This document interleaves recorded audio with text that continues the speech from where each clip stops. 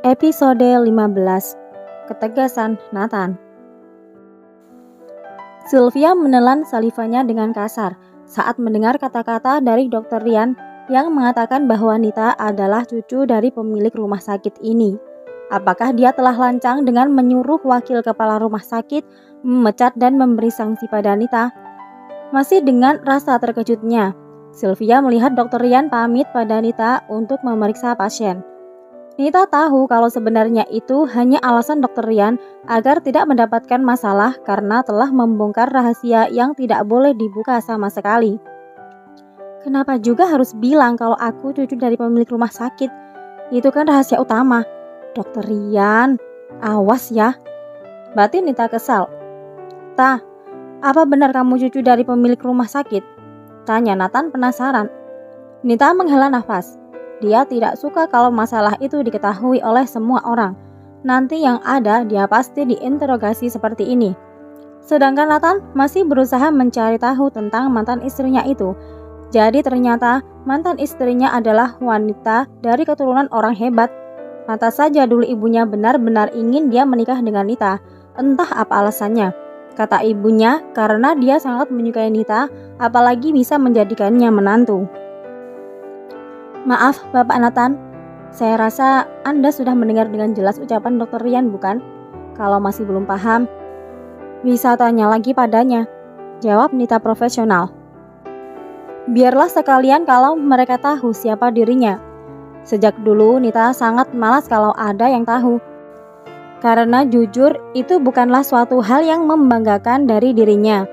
Terlahir dari keturunan orang kedua sangat tidak menyenangkan.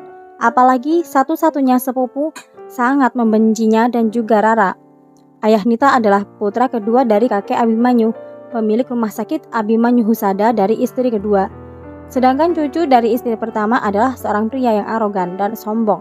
Meskipun dia adalah cucu angkat karena putri dari istri pertama kakek tidak bisa memiliki anak.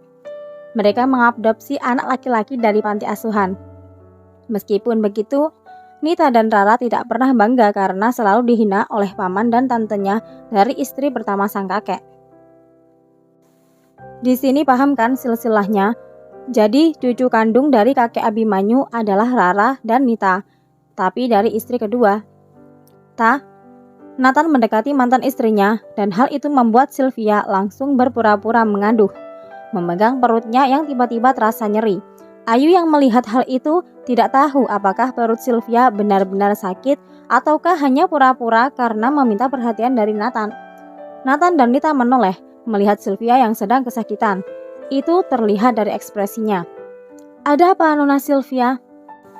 "Perutnya sakit. Apakah bisa saya periksa?"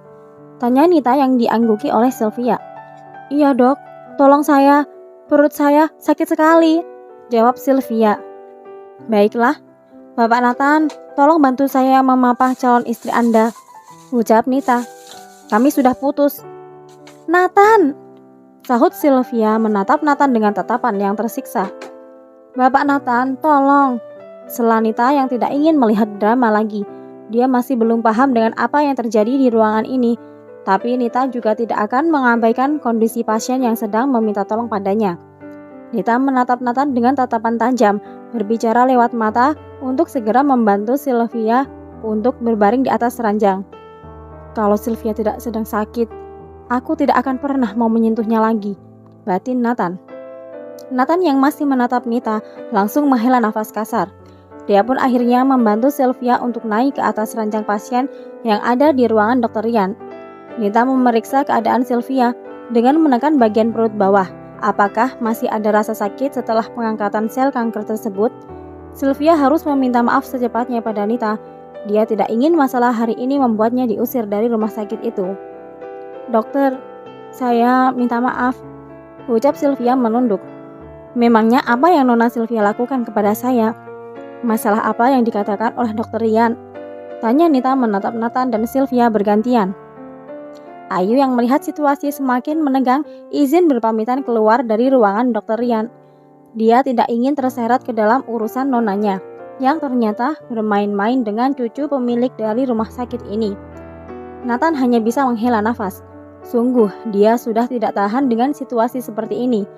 Setelah pemeriksaan selesai, Nathan kembali membantu Sylvia duduk di atas kursi roda. Sebaiknya kita bicara bertiga. Ayo Ta, kamu ikut aku dan juga Sylvia. Kali ini aku akan menjelaskan semuanya. Nathan menarik tangan Nita lembut, tapi langsung ditepis oleh Nita. Memangnya ada masalah apa? Aku tidak punya masalah dengan kalian, jawab Nita. Nathan benar-benar gemas dengan sikap mantan istrinya. Berbeda sekali dengan Nita yang dulu, selalu lembut dan suka tersenyum. Aku ingin semua orang tahu kalau aku dan Sylvia sudah putus. Sudah lama aku memutuskannya. Tapi dia tidak mau dan masih ingin bertahan. Tapi setelah aku bertemu denganmu kembali, aku meyakinkan Sylvia bahwa aku mencintaimu. Ucap Nathan lantang di hadapan Sylvia dan Nita, mengatakan seluruh isi hatinya yang selama ini hanya dia pendam. Nathan memang sadar bahwa dia adalah orang bodoh yang tidak sadar akan perasaannya sendiri. Nathan menatap Sylvia dengan tatapan seperti ingin membunuh. Pria itu benar-benar tidak habis pikir dengan kelakuan Sylvia. Apakah dia kurang tegas menghadapi mantan kekasihnya itu? Sebenarnya, apa maumu Sylvia? Aku sudah mengatakan padamu bahwa jangan mencampuri urusanku. Aku sudah memberikan apa yang kamu inginkan. Selama ini aku bertahan denganmu karena kamu tidak mau aku putus. Tapi sekarang sudah cukup Sylvie. Bersambung.